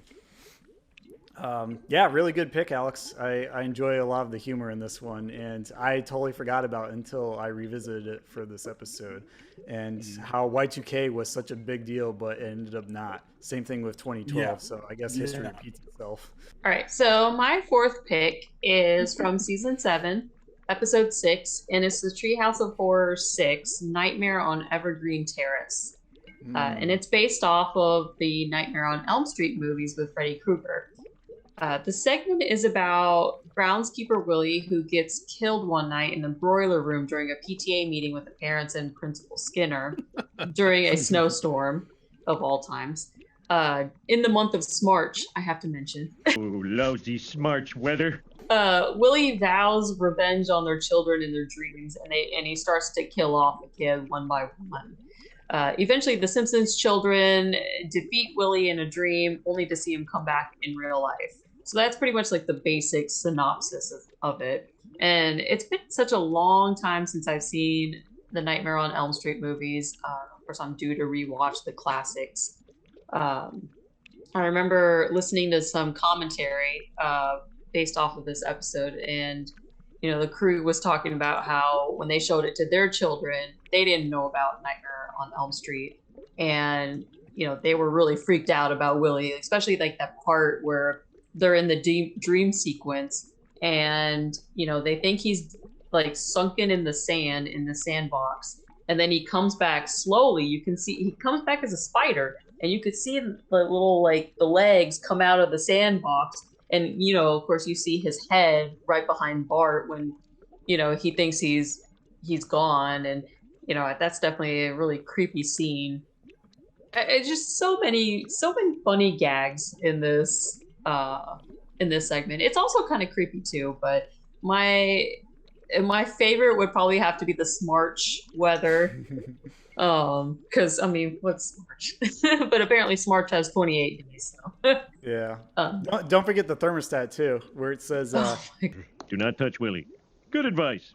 And, of course, that's the inciting incident that causes Willie to, burn up in the boiler room and then turn into a flaming corpse before he turns into dust. Yes, exactly. Like I mentioned before, I'm due to rewatch all these movies. But Alex, I know you're a huge movie fan. So I'm actually kind of curious about if you noticed the references to the movie in this segment, because I was able to pick out a couple, but of course I haven't seen it in a long time. Most of the references are directly related to the first Nightmare on Elm Street, much the same way that they've done like the Dracula and pretty much taking the main story of the first movie and this giving the Simpsons twist, even all the way down to the shock ending at the very end, whenever they were thought to be out of reality or out of the dream sequence and back into reality, and he was still around. So it's just another retelling. The same thing with The Shining / Shinning and that kind of a thing. So no, it's just a ton of references told in Simpsons form. I remember the part where I guess they kind of found out, or the kids were talking at the playground, and they're like, something's going on. There's something weird about that groundskeeper Willie, he mysteriously disappeared. And then the parents kind of talking to them about a scary event. I thought that was kind of creepy, that moment, because I don't know, it's just the parents are supposed to be a voice of reason, and then of course when they tell you something scary happened, even if it is in The Simpsons, kind of unsettling. And that was very reminiscent of the lore for Freddy, because Freddy was a child predator, and he was always getting in trouble with the law.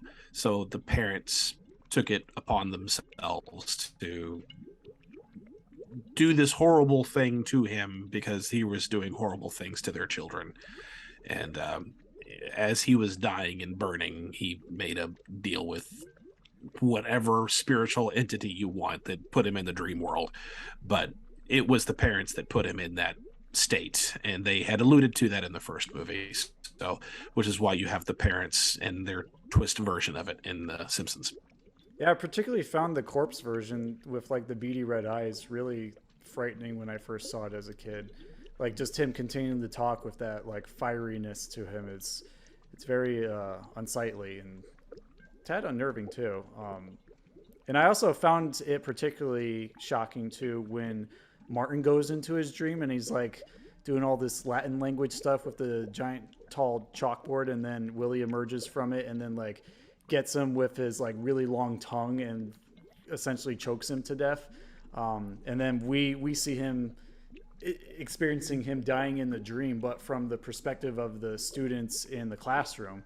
And it's really horrifying, and it makes me wonder what I would do or how I would react if I saw that happen in front of me as well. So, the more you think about it, some of these are pretty terrifying scenes. Although it's broken up with some classic Simpsons comedy when they like cover him on the tray and try to wheel him out, and then of course the sheet gets pulled back because Principal Skinner has his foot on it, and of course he's like frozen, like ah! And everyone's screaming, and then Principal Skinner is just like, "Oh, just get it out of here! Not into the kindergarten." I love it, so good. And that's part of the reason why I dressed up as Groundskeeper Willie tonight, because it's a fun mashup of characters as like Freddy from Nightmare on Elm Street, but also there's a lot of powerful moments in here that really keep you sucked in for the entire ride of 7, 8, 9 minutes, however long this is. It's just nonstop action, great color palette, and a great resolution too. Brett, before we go into our number one, should we cut to a commercial break? Let's do that. So here's a word from our Splat Attack sponsors and maybe Patreon as well. The Simpsons will be right back. 1 + 1 is always 2. I'm the goo with a treat for you. My goo punch goes with any snack, so get back, Shaq, cause it's the goo attack. Goo! Goo!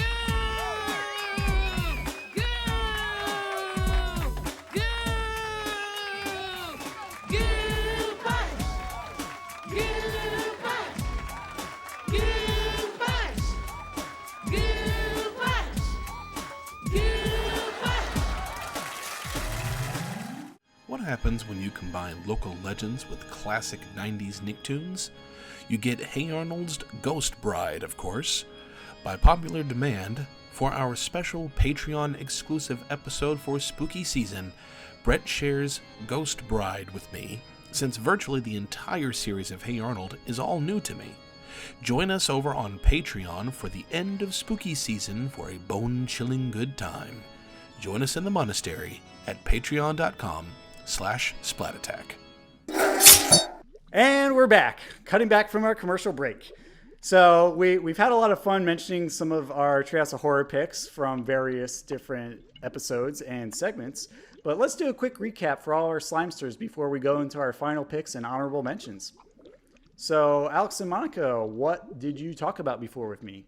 My top 4 was Devil and Homer Simpson, Bart Simpson's Dracula, Time and Punishment, and Life's a Glitch, Then You Die. And my top 4 was Bad Dream House from the first Treehouse of Horror, If I Only Had a Brain from the second Treehouse of Horror, Clown Without Pity from the third one, and Nightmare on Evergreen Terrace from the seventh Treehouse of Horror. And my picks were The Monkey's Paw from Treehouse of Horror 2, Dowsy for Zombies from Treehouse of Horror 3, Terror at 5.5 Feet from Treehouse of Horror 4, and Nightmare Cafeteria from Treehouse of Horror 5. Cool. Well, now that everyone's up to speed for this spooktacular show, let's go into our final picks for our favorite episodes. So I'll start off with this one again. It is... how do I begin this one? It's so big and grandiose, and it has tons of satire that has to do with advertising.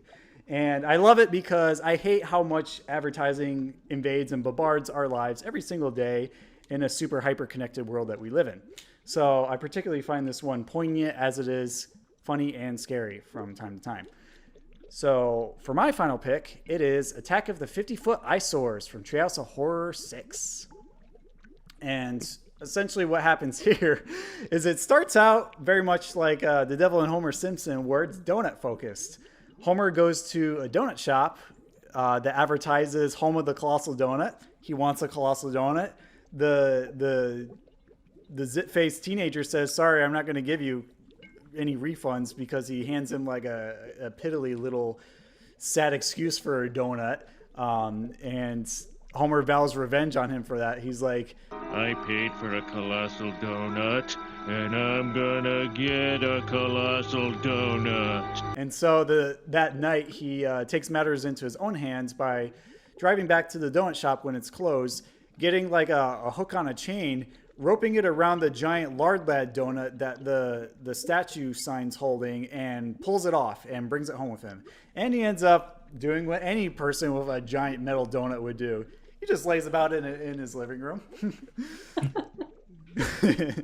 And, while he's basking in his victory, it turns out that through a thunderstorm or freak accident causing from a lightning strike, the statues, starting with Lard Lad, begin to come alive. So there's a whole bunch of them that are in the city that start to, break free from their shackles and start terrorizing the city. We've got obviously the Lard Lad Donuts character. We also have Paul Bunyan as one. We've got his blue ox. We've got like a genie type one, a neon cowboy, the three pet boys with their giant bobbleheads. I love that gag. And even a giant Camp Brockman. Who figured that would show up? And he lets out his like Godzilla growl, like ah, and start bashing on things, Rampage World Tour style. If anyone remembers that Midway video game. It's up to Bart and Lisa to figure out what to do about this situation. And Lisa gets the idea after Lard Lad pays Homer a visit at home to like get his donut back and essentially, start bashing up all the homes in the area, to go visit the advertising agency that's printed on the bottom of the statue's foot that left an imprint in their front lawn. And they go there and they get an idea from the manager guy to hire Paul Anka, of all people, to write a jingle to distract everyone from the giant eyesore, so to speak. So, the key to advertising is don't look at it and it won't affect you. And it's as simple as that. They play this really catchy tune where it's like, just don't look, just don't look. And of course, because everyone's so mesmerized by the catchy tune by Lisa and Paul Anka on the top of a car in the city, the monsters continue bashing on the buildings, trying to get their attention even more. And then eventually they just start keeling over one by one. And, the day is saved for now, but they don't all go down without a fight, particularly Lard Lad, who started this whole mess. And he's like with a cardboard sign now with sprinkles with the giant donut. And, of course we have that repeat of the genius line. Sprinkles. And, Marge deters him from falling prey to it. And of course, because he looks away, he dies and everything's back to normal. And Kent Brockman reports on the travesty, and it just ends with Homer. I think this is the ending. I don't know if I'm confusing it with another Treehouse of Horror where he's like, we'll be right back on the TV screen. We'll be right back. So that's my final pick of the episode. Had to end with a bang and a few buildings smashed. So Alex, what's your final pick for Treehouse of Horror Tales? My final pick is from Treehouse of Horror 6, and it is Homer Cubed. I really like whenever you take an established property and then try something different visually with it, and that's exactly what they did with this episode. The premise is a simple one. It was just an excuse to do something cool, where Homer is trying to hide from the guests that are coming over, decides to hide behind a bookcase, and he just moves the case out of the way and says, I never got to see what was behind here, and finds that there's a portal directly behind the bookcase and ends up in a pretty much a computer virtual reality, but he goes from being a 2D animated character, hand-drawn animated character, to a fully rendered 3D character on top of a grid, a very neon green grid, which reminds me of the intro for the Disney movie The Black Hole back in the 80s, which I'll show some of here. But now he's in this portal and he doesn't know how to get back. So Bart and the other family is trying to figure out how to get in there to help him get out, and they go very poltergeist, where they are attached by a rope and one person's going to go in. At first they had the scuba gear and they were going to go inside and chase after him, and they have him explain what all he's seeing, and there's just a bunch of geometrical shapes all around him, and he even says something to the lines of, "Man, this place looks expensive. I feel like I'm wasting a fortune just standing here." Which is true. And at one point, one of those geometrical shapes, a cone, pokes his rear, and he tosses it to the grid, which then starts this vortex, a black hole, essentially. And he is on the far end, trying to be on the outskirts of the black hole. And Bart goes in after him, and Bart just yells, "You're gonna have to jump to me, jump to me!" And Homer does one big jump, but it's not a very big jump at all, and the black hole gets him and pulls him into another form of reality. This whole episode very much reminds me of the 90s CGI TV show Reboot. Yes. Just because of the CGI that was used. And when Bart comes back and they're all speculating where he went, he comes into our reality. He ends up falling from the sky and landing in a dumpster, and now he's rendered again, but now it's much more in tone with how we look, I guess you could say, as opposed to, I mean, it's almost like the version where he's in the computer world. It was very Toy Story like, but whenever he's in this reality, it's very kind of Scooby-Doo, where it's still cartoonish, but it's blended with reality. And they didn't do anything with it. He just walks down the sidewalk, sees a shop for exotic cakes, and is like, "Ooh, exotic cakes," and walks into the store, and that's the end of the episode. There's not a whole lot to it story-wise. It was just, let's play with this and see what it looks like and see what gags we could go with it. And I really like when they do things like that. So that's why this one is one of my top favorites. Excellent pick, and I'm glad you saved it for the last, because there's a ton of cool things we can mention about it. Not only do I love it for being like so cutting edge at the time when this came out, because Toy Story was just breaking into theaters at the time, and there really hasn't been anything on TV at the time aside from like Reboot, who are just getting off the ground. So, you know, it's really impressive to see what they were able to do with the budget that they had, especially with converting that scene where Homer's 2D and he immediately transforms into the 3D version of himself. That was the most expensive shot of the entire episode as a result, because that took a lot of ray tracing and modeling to sync up together. And among the many facts that I came across when researching for this episode, because originally it was on my list, but I'm going to mention it later, is they actually did a crane. They got a really big crane shot for the end where they panned from Homer walking on the sidewalk to, I think, a billboard a little bit past the erotic cake store. And I remember seeing this. I can't unsee it now after I've seen it, but so I believe, what's his name? Not Harry Shearer, but it was one of the guys who's in charge of doing the Treehouse of Horror.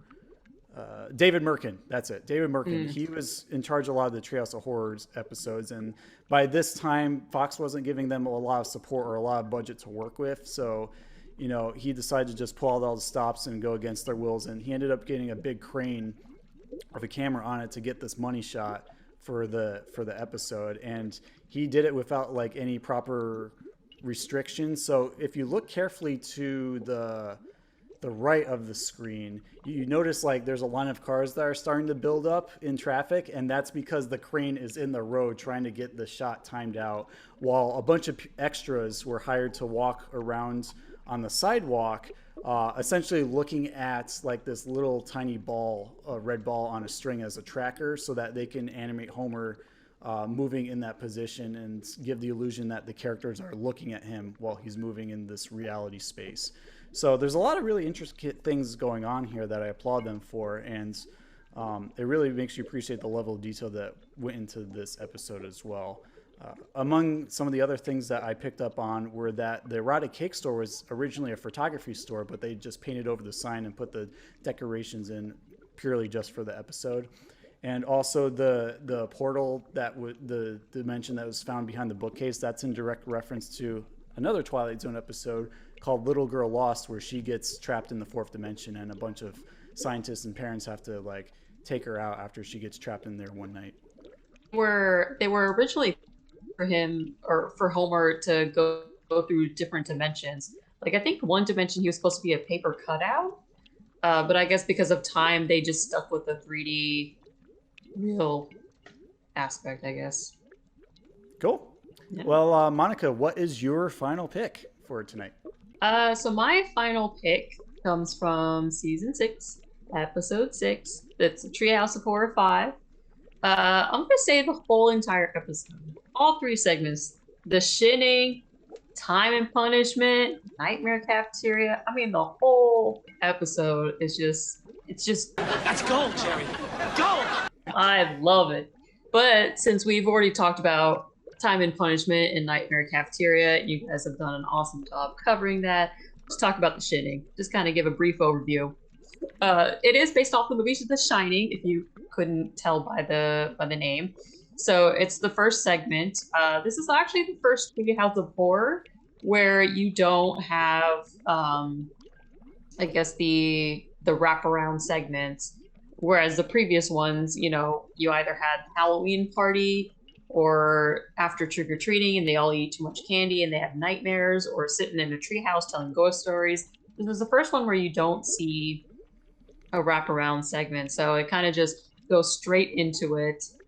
Okay, so the Simpsons are hired as caretakers at Mr. Burns' mansion in the middle of nowhere in the mountains. And Mr. Burns ends up cutting off the cable and the beer supply. Eventually, Homer goes crazy and he meets bartender Mo, who is a ghost in the I guess the very dry bar that they have in this mansion. And Mo says, you know, if you kill your family, I'll give you a beer. So Homer goes crazy and tries to kill his family.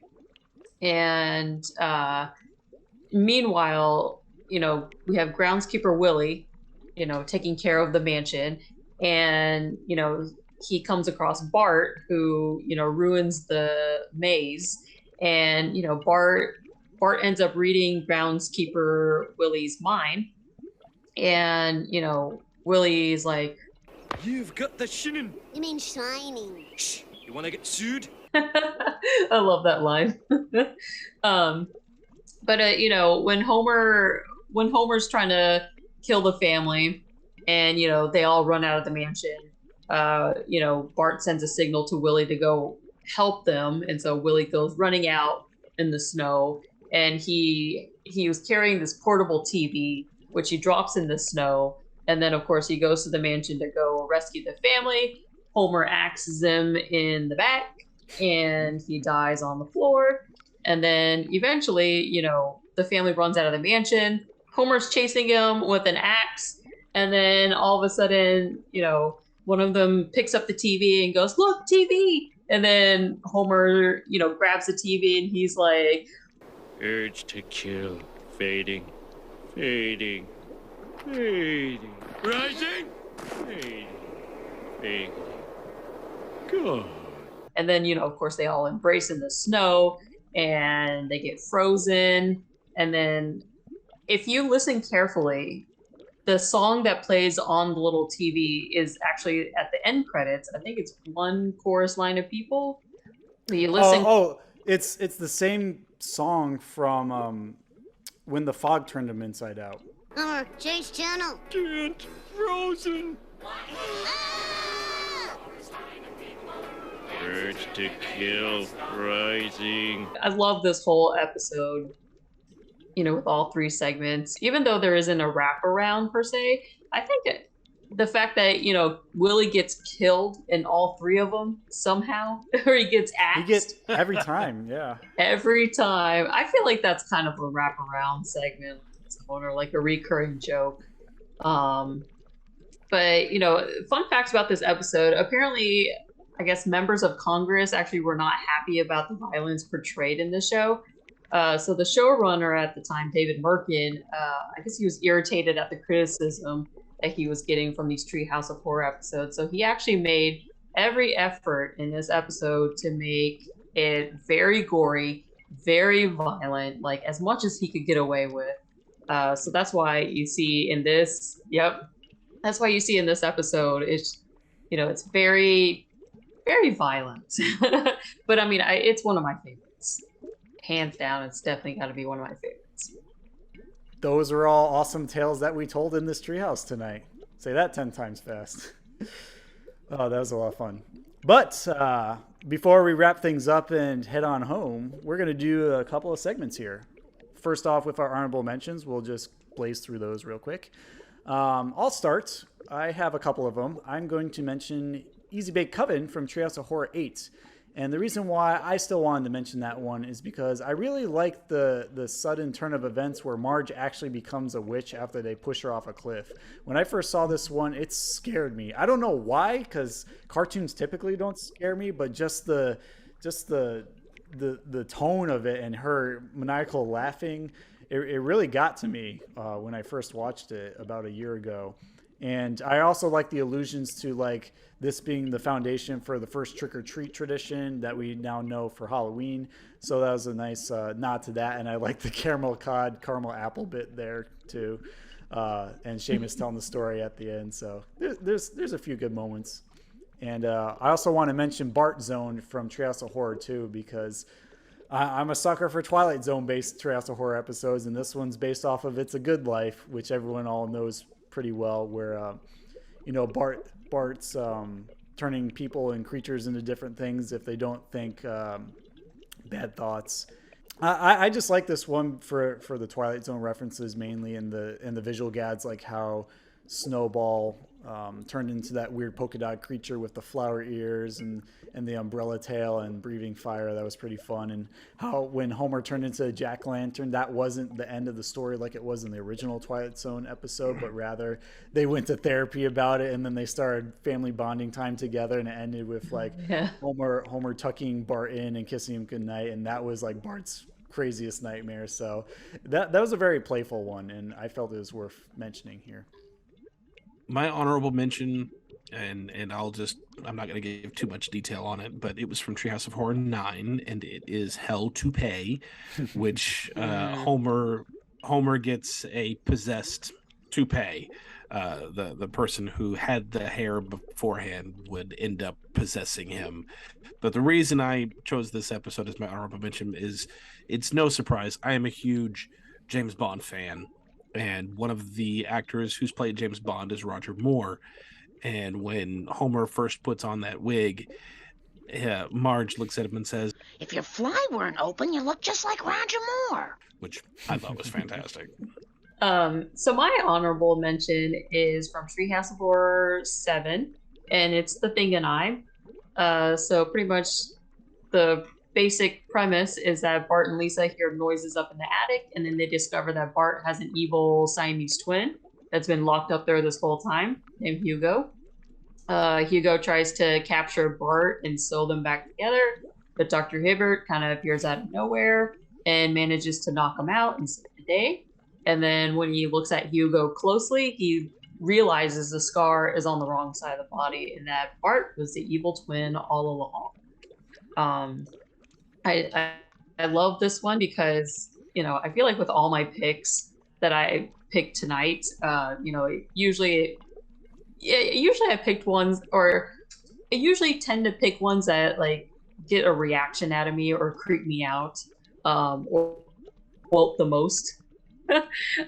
This one definitely creeped me out because it kind of plays on that fear. We all grew up in a house or an apartment that had that room or section or a closet where like we think something is living in it. And of course, this whole segment kind of plays off of that fear that, something's in the attic, something's watching me in the middle of the night. So I definitely like this one. And especially the twist at the end. Yeah, it's a really good one from the later section of the Treehouse of Horror series in the 90s. I particularly like this one for the Dr. Hibbert mirror picture frame thing where he's like, those years caged up in here, why, you've probably never even seen your own face in the mirror, have you? Here.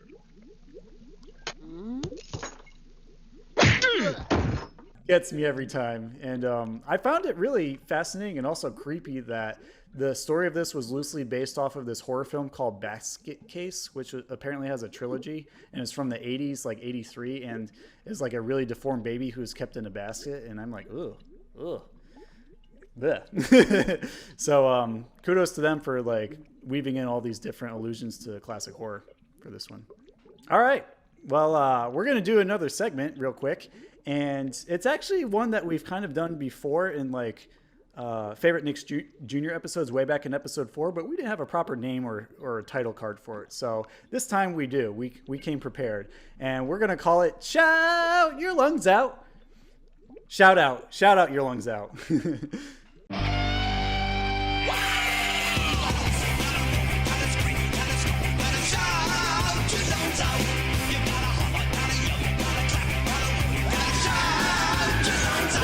All right, so for Shout Out Your Lungs Out, what we're going to do is we polled Instagram of what their favorite Ultimate 90s Halloween episodes were just before the recording of this episode. So here's from some of our Slimesters who like to listen to Splat Attack, what they consider to be their favorite Halloween specials from 90s nostalgia. Most of them are from Nickelodeon, a few are outside of that realm. So starting off, we have TMC 151117XX. He likes Korn's groovy pirate ghost mystery from South Park, which I remember had some Scooby-Doo references in it. Pretty interesting pick. Kemp Travis 84, he goes with the Double Dare Halloween episode, which is also a really good one, and also one of the few game shows that actually does holiday specials on Nickelodeon. So kudos for that pick. I like it. Nostalgic Millennial Podcast, Matt and Paul, they go with Hocus Pocus.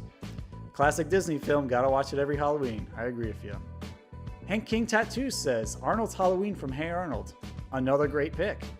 That one actually spoofs War of the Worlds, and I like the alien twist that they got going on there. Slimy's Dream, our buddy Greg, who is on our episode B8 on Patreon, he goes with The Haunted Mask from Goosebumps. Another strong pick. One many 90s kids remember. Sunshine Daydream Photography goes with Mark Summers' Mystery Magical Tour, which I think it premiered in the late 80s, but it had reruns in the 90s, so it's gained kind of a cult status since then. It's a more niche pick, but good one nonetheless. I've seen it. Allie Mander, our friend Allie, goes with Treehouse of Horror 5 from The Simpsons. Go figure. Yep, right in line with Monica and some of our picks too. Good one, Allie. Ben Bink, 888, Marley Mook, and Kemp Travis, 84, all go with Candy Bar Creepshow from Rugrats, which is my number 4 pick from episode 32, right before this one. Great classic 90s Nicktoon. We have Been There, Done That, 1993, who goes with Trick or Treat from Mighty Morphin Power Rangers. And Alex is groaning. I know. You don't like the pumpkin wrapper, but I find him particularly fun. And if you even just remove that, I think most of the episode's kind of decent. I mean, Kimberly wins a car in a game show, and then, all right, fine. We'll pick another Power Rangers episode to do Halloween in a future season. No, I agree with you. Overall, it's a solid episode. I hate the rapping. Yeah, maybe they should just do a voice dub for him, because I like his design at the very least. Yes. Let's see here. TMC 1517XX, Neon Cubicle 93, Endless Alexandra, and AC Lind 84, my buddy Adam, all go with Halloweeny from Pete and Pete, which that got the most votes for our picks. So congratulations to Pete and Pete's Halloweeny. That is, according to our Shout Out Your Lungs Out list, the most popular Ultimate 90s Halloween special. Very good one. We'll definitely have to do like an episode review versus episode battles, something to that degree for Halloween, because I feel like it'd be a sin if we didn't cover it on our podcast. It's just that good. So I think we're ready to pack our candy bags and head out of Bart and Lisa's treehouse for the night and get some good night's sleep. So Slimesters, here's our closing question. Which Treehouse of Horror segments and intros terrify you the most? Let us know via email at splatattack2021@gmail.com or via direct message on Instagram at Splat Attack Podcast. Heck, you can even comment in the YouTube comments of this episode on Splat Attack Podcast, and be sure to subscribe to our channel as well. And let us know what you think, because we love sharing our community answers. We could also share them in a future Mona's Mailbag segment as well, so please let us know what you think. Also, be sure to rate and review us on Apple Podcasts, Spotify, or wherever else you listen to podcasts so that we can continue to grow our community. Thank you, Monica, for joining us tonight for this very long but very special episode. And we wholeheartedly appreciate that you suggested this topic for us to cover. Aw, well, thank you for having me. I really had a lot of fun discussing one of my favorite shows, and I had a good time. I think Alex did too, considering that these were mostly new episodes for him to cover, right? Oh yes, yes. Yeah, me too. It's always very much enjoyed this. This was a lot of fun. It's always good to cover some Simpsons. Before we go, is there anything you'd like to plug, Monica? I mean, besides this jack-o'-lantern that I plugged in. No, seriously. If anyone out there has seen the first 2 Wacky Dingo animated shorts, Brett and I have created these animated shorts that are kind of reminiscent of the previous Nickelodeon animated shorts that you would see, based off of our dog Kneecow, and I'm dressed as Wacky Dingo in the second animated short. So definitely check that out on the Splat Attack Podcast YouTube page. Yeah. I mean, I know we're juggling a lot for this podcast just to try different things and see what sticks with our audience, but we figured we'd try to go this route and see if it appeals to anyone. So, so far we got 2 under our belt, and we have at least a dozen more ideas in the works. So let us know what you think of them, and we'll continue to make more and even take some suggestions for ideas as well. Tune in next time when we clean up our Halloween decorations and prepare for some company to come over when Dee Dee and Alfie visit our house for a ranking of Every My Brother and Me episode. To handle this task, we're bringing in a fellow podcast friend who loves to help us separate the cream from the crop. Prime of Prime Nostalgia Podcast. You don't want to miss this one. Are you excited to be covering My Brother and Me, Alex, for the first time on this podcast? Very much. It was one of my favorites as a kid, so it's a highly underrated show, but it's got a huge fan base and it needs more love. Agreed. Yeah, Monica and I are big fans too. We love revisiting it from time to time and even just singing the theme song for good old time's sake. Alex, without further ado, will you drain the spooky slime tank for us, please? I've got a little leftover slime from a Rugrats episode that I need to finish gobbling up before bed. Aye, co-captain. Don't eat too much or you'll have nightmares. You gonna tell me what to do? This stuff's delicious.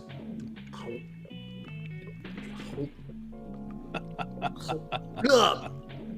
These eyes taste terrible. They've been sitting in here for like 3 weeks. Well,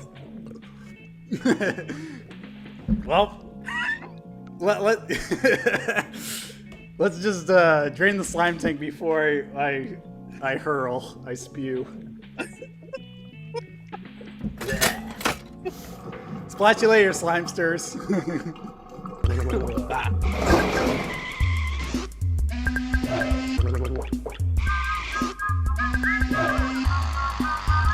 Reprise the theme song and roll the credits. Hard to believe, folks, but it's time to say goodbye. Nighty-night. Hey, check us out next time for more adventure and another great legend of the Hidden Temple. What'll we do till then? Chill for a couple. We'll be back. You're on, Nick. And it was time for the superhero to move on. I declare this meeting of the Midnight Society closed. Bye-bye.